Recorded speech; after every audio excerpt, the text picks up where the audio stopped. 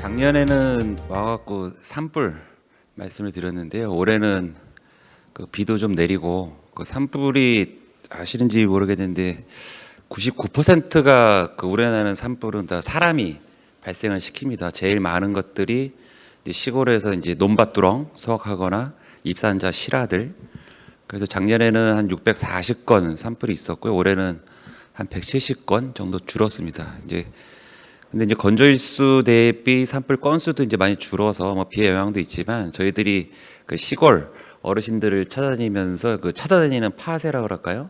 그 파쇄 활동을 해서 작년보다 8배 정도 그러니까 농진청이랑 농진 적극적으로 좀 도와주셔갖고 전국에 2,400대 파쇄기를 활용해서 저희들이 좀 산불을 줄였다 말씀을 드리겠고요. 지금 걱정되는 거는 이제 그 산사태입니다. 산사태. 올해 그 기상청에서 나와 계시지만 기상 전망을 보면은 이제 엘니뇨에서 라니냐로 이제 넘어가는 시기죠. 이때가 이제 언제냐면 2011년도 우리 우면산 산사태 기억하시죠? 그때 그다음에 2020년도에 그때 또 54일간 비가 막 장마가 한참 된 적이 있습니다. 그때가 이제 그 엘니뇨에서 라니냐 넘어가는 시기였는데 올해도 그렇게 돼서 비가 이제 많이 올 것 같아서 좀 걱정이 돼서 저희들이 열심히 지금 준비를 하고 있다는 말씀을 먼저 드리겠습니다. 이 사진은 이제 보신 분들은 많이 보셨을 텐데 이거 포항 그 영일만입니다. 저희가 그 일제 강점기 그리고 그 한국 전쟁에 거치면서 우리나라 산림이 이렇게 다 황폐화 됐어요. 북한산도 일부 지역 그 삼천사라든지 저쪽 일부 지역 빼고는 다 황폐화 됐었는데 그 지역을 저희 이제 온 국민들 그 사진들 보면은 막 어르신들이 그 애기도 얻고 올라가고 녹화를 하면서 아래처럼 129그루의 나무를 심어서 녹화가 됐다. 그래서 이제 저희들은 이 잘 가꾼 산림을 어떻게 보존을 해서 저희들이 소중한 자산이자 자원으로 활용할 수 있는 것들이 저희 산림청의 지금 미션이 되겠습니다. 뭐 우리나라 산림 면적은 OECD 국가 중에서 4번째. 그 헥타르당 인목 축적. 그 헥타르라는 거는 1헥타가 이제 100m, 100m거든요. 축구장 면적이 한 0.7헥타 되고 그 안에 나무의 축적이 얼마큼 되냐라는 것들이 이제 저희들이 헥타르 인목 축적이라고 하는데 OECD 평균보다는 한 1.3배 정도 많다. 그러니까 풍부하다 말씀을 드릴 수 있겠고요. 이러한 산림은 뭐 숲태교라든가 뭐 유아숲, 유치원, 그다음에 어린이들 뭐 숲학교, 레포츠, 휴양림, 치유의 숲, 그러다가 회년기에는 수목장까지 국민들이 다양하게 사용하고 계시고 연간 국민 1인당 한 500만 원 정도의 보이지 않는 혜택들, 맑은 공기라든가 여러 가지 혜택들이 저희 산림이 저희들한테 주어주고 있습니다. 근데 이제 이런 산림들이 그 기후 변화에 따라서 이제 악순환이 일어납니다. 악순환이 크게 전 지구적이랑 우리나라 와서 두 가지인데요. 이산화탄소 농도가 증가하고 기후 변화가 일어나니까 산불이 증가하고 산불이 증가하니까 또 이산화탄소가 나타나고 다시 또 기후 변화가 되고 산불이 증가하고 이런 악순환이 계속되고 있고요. 또 산불이 발생되거나 하면 나무들이 타잖아요. 타고 나면은 이제 나무들이 타고 썩고 하면서 병해충에 또 온상이 됩니다. 소나무 재선충이라고 들어보셨죠? 우리나라 소나무가 16억 그루 있는데 그 중에 한 1,500만 그루가 이제 피해를 입었는데요. 나무가 병드니까는 또 쓰러지죠. 쓰러지면은 비가 오면서 산사태 일으키고 또 마르면서 장작이 되면서 산불을 일으키고 이런 악순환들이 계속되고 있어서 이런 고리를 어떻게 끊어주느냐가 저희들이 계속 고민하고 있는 거다 말씀을 드리겠습니다. 산림 재난을 보면 UNEP, UN 이제 기후환경 계획에 따르면은 극한 산불은 지속적으로 2100년도 되면 50% 정도 늘어날 거다. 지금 이거보다 더 빨리 늘어나는 것들을 저희들은 이제 실감하고 있고 지난해 캐나다 산불이라든가 보시면 연평균 강수량도 급격히 이제 증가하고 있죠. 또 산림 병해충도 증식을 하고 있고 얘네들이 겨울에 이제 월동을 해요. 주로 겨울 되면 이제 추워갖고서는 고사를 해야 되는데 날씨가 따뜻해지니까 나무 밑이라든가 나뭇잎에서 그 월동을 하면서 산림 병해충도 계속 확산이 되고 있다. 뭐 대벌레라든가 여러 가지 이제 못 보던 병해충들이 많이 늘어나고 있죠. 최근 이제 산사태에 집중을 해서 보면 기상 여건은 뭐 이상 기후라는 것들이야 뭐 말씀 안 드려도 다 이해하실 것 같고요. 근데 발생도 최근 10년간 전체 피해의 81%가 여름에 7, 8월에 발생을 하고 있다. 이제 우리도 예전에 장마 그랬는데 뭐 저기 동남아처럼 뭐 스콜성 기후라든가 기후 위기, 뭐 집중 폭우 뭐 이런 말들 쓸 정도로 비가 집중해서 내리고 있고 지난해에는 재작년에는 이제 중부지방 뭐 서울에 그 침수되거나 그런 것들이 많았었는데 작년에는 남부지방 위주로 해서 인명 피해가 집중적으로 발생된 사례가 있습니다. 그럼 올해는 어떻게 될 것이냐? 이게 지난 5월 23일 날 이제 기상청에서 예측한 자료를 보면 예측이 상당히 쉽지는 않습니다. 그래서 이제 확률로 말씀을 해주시는데요. 강수량은 아까 말씀드린 것처럼 이제 엘니뇨가 계속되면서 고수온 상태가 있다. 그러니까 바다가 뜨뜻하다는 거는 이제 그만큼 수증기가 올라간다는 거, 그거는 이제 비의 씨앗이 되기 때문에 비가 많이 내릴 수 있다는 거고요. 올해 같은 경우에는 작년과 비슷할 확률이 50%다. 적지 않은 수치죠. 그리고 7, 8월은 비슷하거나 많은 확률이 40%, 그러니까 80% 정도는 작년만큼 비가 오거나 더 올 수 있다. 그러니까 비가 많이 올 수 있다고 볼 수가 있겠습니다. 태풍 같은 경우에는 그나마 작년보다 비슷하거나 적을 확률이 40%다. 그 오른쪽 위에 그 사진 보시는 거는 그 서울에 이렇게 이런 사진은, 이런 그림은 제가 이제 몽골 갔을 때, 몽골은 이제 그 광활 하잖아요. 초원이 있어갖고 비가 내리는 게 보입니다. 비구름이 있고 비가 내리는 게 보이는데 우리나라도 이런 식으로 서울에서도 일정 지역에 국지성 집중호우가 내리는 식으로 해서 한 지역에만 때리는데 또 때린다는 거죠. 한 군데만 계속 비가 내려서 결국은 산에 피해를 입히고 산사태까지 일어날 수밖에 없다. 이런 상황이다 말씀을 드리겠습니다. 그래서 저희 산림청에서는 그동안 그 산사태 취약 지역 점검을 지속적으로 이제 해오고 있고요. 행안부랑 같이 해서 집중 안정 점검을 하고 그 산림에 있는 다중이용 시설들, 뭐 휴양림이라든가 여러 가지 시설들, 그리고 태양광은 이제 많이 줄어들었습니다. 과거에는 태양광을 인허가를 해주면 지목이 바뀌었어요. 잡종지로. 그러니까 산림 지목 임야인 것보다 잡종지로 바뀌다 보니까 이제 지가가 올라가서 여러 가지 정보 보조도 있었지만 요인이 있었지만 저희들이 그거를 2020년도에 좀 바꾸면서 시설들은 줄었지만 기왕에 되어 있는 시설들에 대해서는 계속 피해가 우려가 돼서 저희들이 점검을 하고 있다. 그 예방지원본부를 운영하고 지금 작년도에 이제 산사태가 많이 났습니다. 2,400건 정도 났는데 거기에 대해서 우기 전에 복구를 하려고 지금 계속 추진을 하고 있습니다. 대책을 몇 개만 말씀드리면요. 요 주요 내용에 보시면 그 급경서지 행안부, 도로개발명 국토부, 농지농림부, 문화재 문화재청, 태양광시설 산업부, 이게 무슨 얘기냐면 이게 비가 와서 이제 산림이나 경사 지역들 도로 주변이 무너지면 대부분 언론들은 다 이제 산사태라고 합니다. 근데 산사태가 산지에서 이제 무너진 것들이 산사태고, 여기서 말하는 행안부의 급경사지 같은 것들은 이제 아파트 뒤에 있는 옹벽이나 축대 같은 것들이 있잖아요. 그리고 도로 비탈면 같은 경우에는 국토부 이제 고속도로 갈 때 옆에 있는 경사면들, 그다음에 농지는 이제 산에 개간해 갖고 과수원이나 그런 지역들은 그 산사태에 들어가지가 않습니다. 또 문화재라든가 태양광 시설들. 그래서 이런 정보들은 여하간 산지 안에 있기 때문에 산지를 중심으로 해서 한번 통합적으로 관리를 해보자라고 이제 작년에 그 경북 지역에 인명피해가 나면서 저희들이 대책을 수립했고, 그거를 그 저희들이 이제 산림청이 주관을 해서 그 협업과로 해서 디지털 산사태 대응 팀을 지난 4월달에 신설했습니다. 여기에는 저희랑 행안부, 국토부, 농림부 이렇게 4개 부처가 합동으로 해서 주로 나타나고 있는 이 엄격히 말하면 산사태라기보다는 이제 사면 붕괴죠. 경사면이 붕괴하는 것에 대해서 공동으로 대응해 보자. 그래서 이런 경사지에서 저희들이 사전에 비가 일정량 이상 오면 무너질 수 있다라는 이제 워닝을 시군구에다가 이제 보내고요. 예측 정보를 생산하고 방수정하고 시군구에 보내고 각 해당 부처에 뭐 학교 시설이다, 산 밑에 학교가 있다 그러면은 교육부, 무슨 요양원이라든지 복지시설이 있다 그러면은 복지부, 이런 데서 같이 나서서 공동 대응을 해서 대피도 하고 그런 체계들을 갖춰서 4월부터 운영을 하고 있습니다. 그 산사태 취약 지역을 이제 확대를 지속적으로 하고 있습니다. 저희가 그 2027년까지 11만 개에서 현재는 3만 개에서 있고요. 근데 또 이런 말씀들을 하세요. 산사태 취약 지역에서는 왜 산사태가 안 나냐?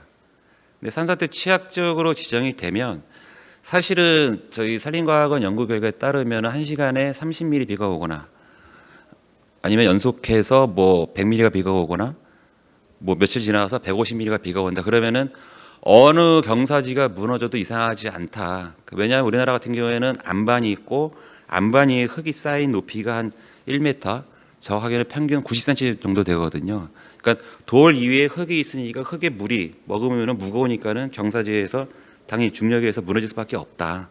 그러니까 어느 지역이 무너져도 이상하지 않지만 저희들이 산사태 취약 지역으로 지정한 거는 그 밑에 특별히 보호할 인가라든가 학교라든가 시설이 있는 지역들을 산사태 취약 지역으로 지정해서 특별 관리하고 1년에 몇 수차례씩 관리를 하고 있습니다. 사방댐이라든가 시설도 우선하고, 그래서 산사태 취약 지역에서는 인명피해가 나지 않는다 말씀을 드리겠고요.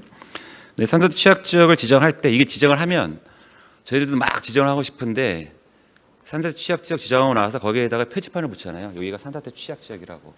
붙여놓으면 이제 난리가 납니다. 그 주인들이 땅값 떨어진다고. 그래서 여러 가지 미련들이 있어갖고 저희들이 이제 그 주민 동의 가는 과정을 거치다가 올해 2월달에 바꿔버렸습니다. 그걸 바꿔버려서 먼저 선 지정을 해서 위험에 대비를 하고, 산주들은 이의 신청을 하면 거기에 대해서 합리적이면 저희들이 평가를 해서 다시 재지정을 검토하는 걸로, 일단 위험에 먼저 대비부터 하자라고 해서 지침을 개정을 해서 취약지역 지정을 좀 확대를 하고 있습니다. 또 임도도 얘기를 많이 합니다. 임도가 이제 산에 있는 그 길을 얘기하는데요. 등산할 때도 쓰고 여러 가지 쓰시는데, 임도가 또 산사태의 그 원인이 아니냐. 전국에 한 26,000km 정도 이제 임도가 있는데, 임도 중에서 작년에 비가 와서 무너진 거는 전체 임도의 한 0.116% 정도. 그리고 임도가 무너지면은 그 옆에도 무너집니다. 아까 말씀드린 것처럼 비가 오면 경사지는 무너지기 쉽기 때문에, 그래서 임도가 산사태에 크게 유발할 원인이라고 하는데 그건 아니다라고 말씀을 드리고요. 여하간 그 산림을 전용으로 해서 꼭 시골에 가보면 이제 옛날 어르신들 짓고 살던 집들은 괜찮아요. 그런 집들은 다 이제 살인의 물길을 피해서 가는데, 우리나라의 물길이 이제 계곡 유역, 계곡이라는 것들이 좀 브로드하게 따지면 60만 개 정도가 있습니다. 꼭 그 안에다가 물길 끝에다가 집을 지세요. 그래서 그걸 이제 재해영 평가라든가 여러 가지 영향 평가를 하기도 하고 하는데, 일정 소규모에 대해서는 이런 것들이 좀 생략돼 있는 그런 제도적인 한계들도 있어갖고, 그러니까 그런 집들이 비가 오면은 좀 문제가 있는 것들이죠. 그러니까 여러 가지 또 민원들이 있고 하니까 시군에서 인허가로도 안 내줄 수도 없고, 그런 지역들은 일단은 저희들이 지금 현재 할 수 있는 것들은 비가 오면은 대피를 우선시키는 작업부터 하고 있다 말씀을 드리겠습니다. 네, IT 기반, 이제 물 관리 일어나면서 쭉쭉 올라가갖고 그 농업용수위 있는 저수지 정도까지는 관리를 합니다. 근데 저수지 위에 있는 산림 계곡들에 대해서는 현재 관리에 사각지대가 있어요. 그래서 저희들이 올해서부터 그 위에 보시는 것처럼 산림 수계 수치도를 만들어 놓고 주요 유역 위험 지역에다가는 이런 유량 관측망을 설치를 해서 일정 이상 수위가 차면은 저희들이 그 무선으로 그 시그널을 받아서 밑에 하류에 있는 주민들을 대피시키거나 아니면은 그 댐 같은 데에 홍수위를 높일 수 있기 때문에 그런 하천 관리하는 데에다가 정보를 공유하는 그런 사업들을 하고 있고요. 이런 것들은 그 LX 한국토지정보공사랑 같이 해서 디지털 트윈 사업도 올해서부터 추진을 좀 하고 있습니다. 산사태 예측 정보 신뢰성, 그러니까 저희들이 기상 관측망이 있는데 주로 이제 그 평지 도심 지역에 있다 보니까 산악 기상은 보시는 것처럼 평지보다 바람이 한 3배 빠르고 강수량 2배 많습니다. 틀립니다. 그래서 실시간으로도 산악 기상망이라고 치시면 여러분 산에 가실 때 사전에 주요 산에 대해서는 그 보실 수가 있고, 이런 산에 있는 기상망들을 저희가 구축을 해서 쓰고 있고, 올해부터는 그 기상청에서 수치예보 가이던스를 제공해 주셔갖고 조금 더 산악 기상에 대해서 별도의 정보를 제공하고 그거를 그 산사태 예측하는 데 쓰고 있다 말씀을 드리겠고요. 그다음에 산사태 위험 지도도 5개 등급으로 분류가 됩니다. 그러니까 작년까지는 저희가 48시간 전에 오전에 서울시에서 말한 것처럼 드립니다. 여기는 몇 시간 후에 산사태가 위험됩니다. 그러니까 실황 강우 정보를 활용해서 기상청 정유 정보를 갖고 하는데, 이게 읍면동 단위로 됐었어요. 그래서 비가 많이 오니까 대피를 하세요 그러면은 어느 동네를 대피시키는지가 현장에서 어려움이 있었던 거죠. 모든 주민들을 대피시킬 수도 없고, 그래서 올해서부터는 저희가 이거를 실시간으로 바뀌게 하면서 리 단위까지는 축소해서 정보를 제공을 해드리고 있습니다. 대피 체계죠. 이게 저희가 이제 하는 게 봄철은 이제 산불, 가을철 산불, 그리고 여름철은 5월 15일서부터는 산사태를 합니다. 그러니까 산불은 이제 현장에 가서 어르신들 시골에서 대피하세요 그러면 연기가 보이고 매캐하니까 대피를 좀 하세요. 좀 해주시는 편인데, 이 비가 와서 대피를 하세요 그러면 대부분 하시는 말씀이 이거 비가 오는데 이거 내 집 두고 어디 가냐, 대피를 안 하십니다.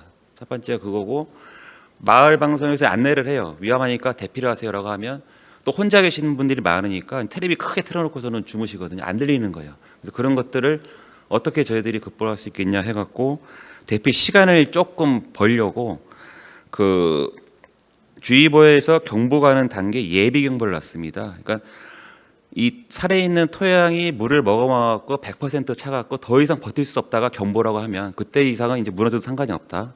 전 이상하지가 않다고 하면 80% 정도는 좀 있으면 무너집니다. 20%더 차면 무너져는 단계인데 한 90% 정도에서 100% 가는데 저희들이 작년에 난 산세태 자료각 분석해 보니까 1시간 정도 그 격차가 있었습니다. 그래서 90%대의 그 예비 경보를 내서 이때 대피를 시키고 100%대에도 대피를 안 하시면은 경찰을 또 이제 그 소방 인력분들의 도움을 받아서 강제 대피시키는 체계로 올해서부터 운영을 합니다. 그 산불이 나면 그 소방에서도 많이 이제 같이 저희랑 협력해서 산불을 진화를 하고 계신데요. 그 산불 재난 특수 진화를 해갖고 전국에 435명이 있습니다. 산불 끄는 인력은 산불 재난 특수 진화대, 근데 공중 진화대 그래갖고 산 꼭대기에서 접근할게 어려울 때 헬기 레펠러 내려오신 분들이 한 104분 정도 계시고요.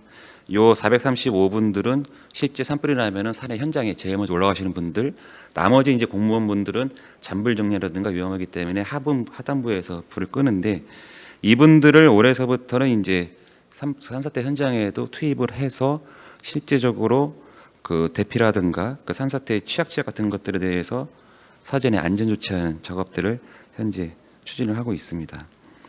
산사태 위험 시기가 때는 저희들이 이제 그 과장급, 그 서기관급 이상으로 해서 현장 협력관을 파견해서 이게 정신이 없습니다.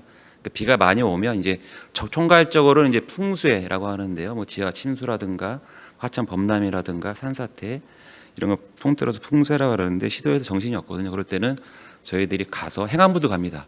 행안부도 가고 저희도 가갖고 현장에서 실제로 도와줄 수 있는 것들을 올해서부터 좀 추진을 하려고 합니다.